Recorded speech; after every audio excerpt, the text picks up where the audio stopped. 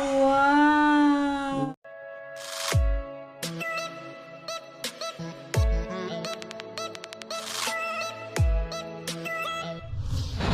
Yo! What's up mga kamegs? Hihi! Ayun mga kamegs, no? Nagbabalik na naman kami. Ayan, at meron na naman naisip si Honey My Love So Sweet na gagawin. Ayan, papakita natin mga kamegs. Ayan, siya ang nagawa mo. Gabol ko yung. Masyado kasing masarap yung aming karne mga kamegs. So, nung nakaraang upload namin mga kamegs ay gumawa kami ng, ano ba tawag doon? Ginawa natin nung nakaraang upload? Bitter gourd. Yan. Steam Yan. So, ito yung natirang karne mga kameg. So, gagawin namin ngayon ay Natirang karne. Hindi kasi natin, di ba? Yung kalahati. Ayos ko. Ito na yung kalahati.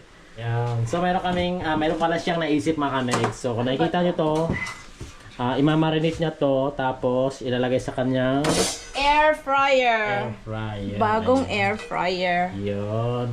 Make So, katulad nung ginawa namin, ano ba tawag doon sa gilingan? Ano ba tawag doon? Processor, food processor. Yun. Kung nakikita nyo mga kamix, di ba? Napakaganda, napakatalas ng blade. Saglit lang seconds, nagawa niya na agad yung, napino niya agad yung karne. So ngayon naman mga kamix, susubukan namin itong air fryer na to kung maganda ba siya. Oo. So ayun. So, First time ko rin itong gagamitin actually, so I don't know how to. okay. So ayun lang mga kamix. Gaya nga sabi ko kanina, no?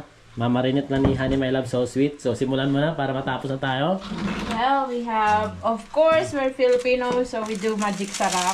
Ayan. Walang sayangin mga kamix kasi kung anong ginamit namin nung nakaraan. yung Sorry! yung mga tira-tira niya mga kamix, ay yan din ang gagamitin namin dito. Ayan. So, magme-measure ako. Ayun. Kailangan i-measure. Itong toyo is light lang ang lasa. Hindi siya maalat katulad ng ating toyo. Then, salt. So, nag-add siya ng salt. Papakita na natin mga kamix yung ating ginamit na toyo. Ayan. Ayan siya mga kamix. Likom ki. Ayan mga kamix. So, kung nakikita nyo, di ba? Ayan. So, naglagay ko ulit kami ng oyster sauce. Yan yung mga tira-tira namin na kahapon. After mo mamikos-mikos yan. So, ilang minutes nakababad bago natin i-air fryer. 30 minutes or 20 minutes is okay. Tapos, mamaya papakita natin yung air fryer kung paano siya gamitin. At yung after ng ito nga, yung magiging lechon na yan, Yun, yung kinalabasan niya makamix kung maganda ba, Oo. okay ba siya, or hindi, yun lang. Pag So, hindi, syempre, tapon na natin itong air fryer. pag hindi siya maganda, sorry ka na lang. Hindi ka Change namin another ipopromote. one. So, yun lang mga kamix, pakita natin mamaya. So, hanggang dito na muna tayo. Update na lang mga kamix kasi hihintay pa natin ng mga ilang minutes, 20, 30 minutes para mailuto natin sa ating air fryer. O yan. A few moments later. Yo, what's up mga kamix? Ito na yung ating minarinate na pork. Joke lang. Ito na yung ating minarinate na baboy mga kamix. Ayan. So, hindi ko nga pala pinakita kanina yung pag-slice niyan. Design na lang yan mga kamix. So, depende pa sa inyo kung gusto nyo lagyan na ganyan o hindi. Ayan. So, ito na yung ating air fryer. Ayan. Maliit lang siya. Sakto-sakto mga kalating kilo. Sakto. Pero siyempre pag gusto nyo yung malaking air fryer mga kamix na kasya yung isang buong manok, mayroon din naman ganyan. So yung binili kasi namin is maliit lang talaga. Testing na niya mga kamix, pagka okay siya, okay yung kanyang performance. So papalitan ng malaki. Ayan. Try muna natin to. Ayan, ganyan. Ito muna malaki. So, kung napapansin nyo mga kamix, hindi siya pwede pagsabayin kasi nga maliit kasi yung air fryer namin. Ayan. So, isa-isa lang muna. After nyo siguro, namin isunod itong isa. So, ito na mga kamix, nailagay na natin. So, isit natin to ng ilang minutes? 20 minutes. 20 minutes. Ayan. Oh, tigas. Ito pala to. Hindi ko alam. Try natin. Oops. So ayun mga kamix, 20 minutes. Ganito pala yung tunog niya para siyang alam mo yun, parang umaandar na makina sa loob. Ayan. So, meron siyang dalawang light, naka-green tsaka orange. Hindi ko alam kung ano ibig sabihin yan. No? Parang nangangamoy. Ano ba talaga yan? Amoy plastic. So, ayun na lang mga mix. Update ko na lang kayo mamaya. Baka sumabog to. Hindi namin alam. Lalayo lang kami. Balikan na lang natin yan mga mix after 20 minutes. Ayan. So, yun lang. Abang-abang ulit mamaya kung ano magiging result ng ating baboy. Alright. Woohoo! Let's go! Ayun o. Makikita nyo mga kamix o. Ilang minutes na lang? 1, 2. 2 minutes. Pwede na natin siyang i-open ito mga kamix para makita natin yung laman sa loob kung ano ba nangyari. Kung ano na kanyang itsura.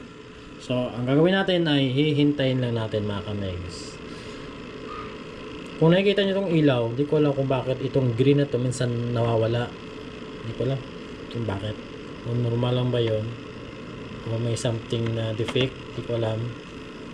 Pero malaman natin mamaya yan kung maluluto itong ating karne. So yun lang mga megs, abang-abang na lang. Alright. Naamoy ko na yung ano. Naamoy ko na yung amoy ng karne sa loob. Ang bango. So yun lang. Medyo matagal ha.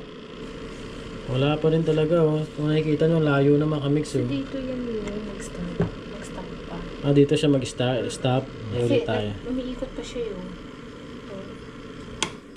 Ayun! Ayun, dito pala talaga siya nakatutok mga kamix oh. Namatay na yung ilaw. So, ayan na. I-open na ni Honey My Love. So sweet! Wow! So, kung nakikita niyo mga kamix.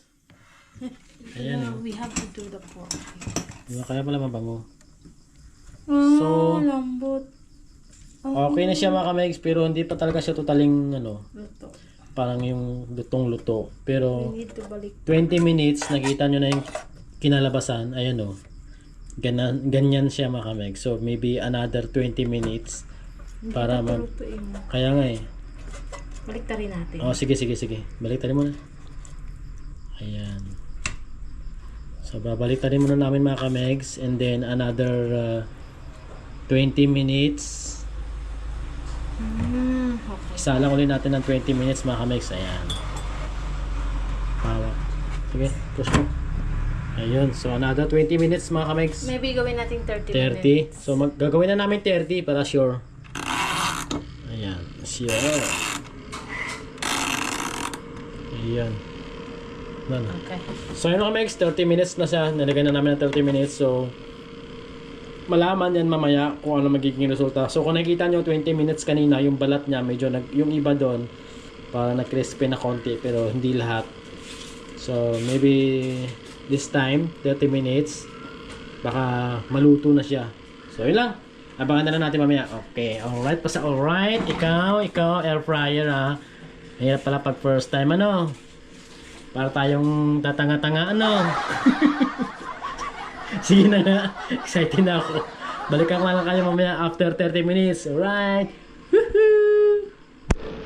Yun o. Yun o. Malapit na siya mga kamigs o. Konting-konting kembot na lang mga kamigs. Matatapos na yung ating 30 minutes na pag-aantay.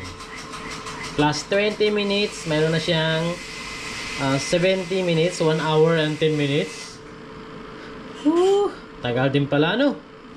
So yun na lang, hintayin na lang natin mga kamegs na mamatay ito para mabuksan na natin itong air fryer.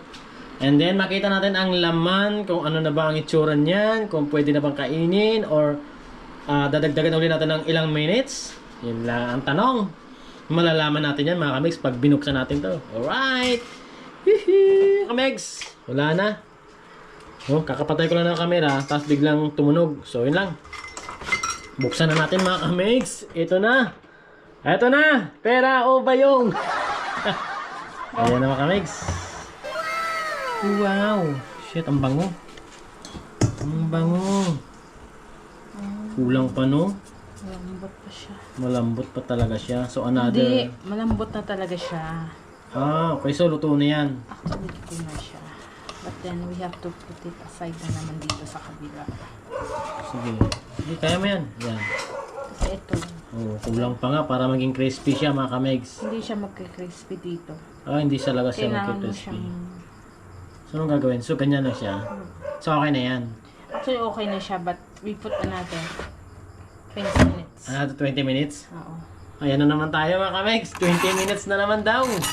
Kasi luto na siya. Ayan. So, kung nakikita nyo mga kamegs, ay okay na siya. Okay na yung laman niya. Pwede na yung kainin. Luto na yun eh.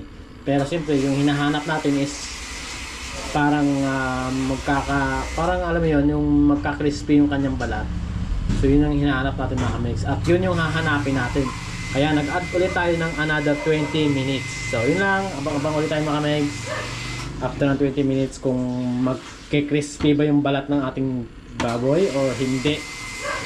So yun ang talagang tanong, mamaya babalikan natin. Alright. A few moments later. Yun. Tapos na yung ating 20 minutes. Ayun mga kamegs, tingnan natin. Wow, tingnan nyo. Wow! It's so maliit. Ayan mga kamegs. Wow! Let's Yeah, do one slice mo. slice.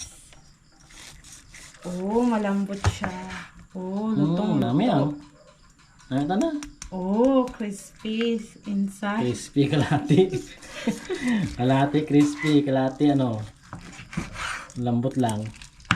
Oh, pwede na to, Ayun malambot na na kamegs. siya. So, tapos, ang kagandahan dyan mga kamegs ay malambot. Tikman mo na, sir. Tikman natin. Alright. Pahingi.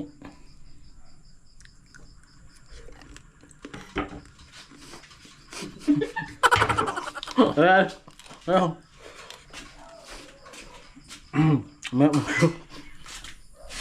Okay siya.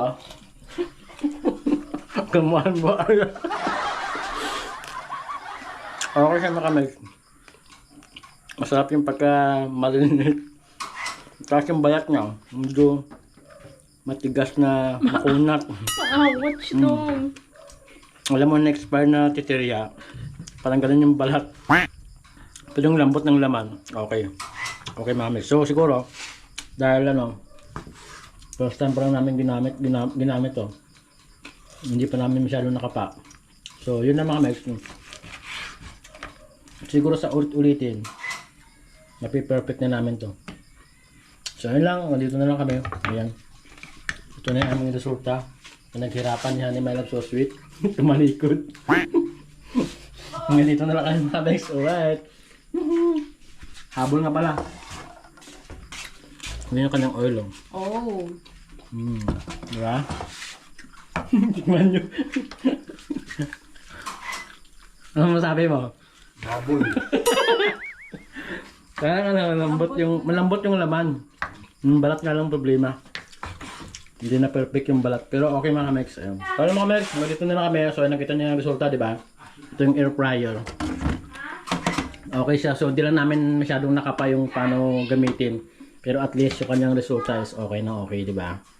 Ayan. Siguro next time na gagawin namin, baka ma-perfect na namin yan. So ayun, ganito na lang kami. Hindi ko na tatagalin kasi may ginagawa din ako doon sa kusina. May nagkakatagis ako ng manok, nagtanggal ng balahibo. So yun lang mga mates, update natin na lang sa mga next na i-upload namin na mga about cooking para may idea kayo, may kaalaman kayo kung paano magluto ng ganito, ano man dyan, etc. Mga gulay. Ano na, magbabay na kami. Bababay na ako. Bye-bye! Baby, you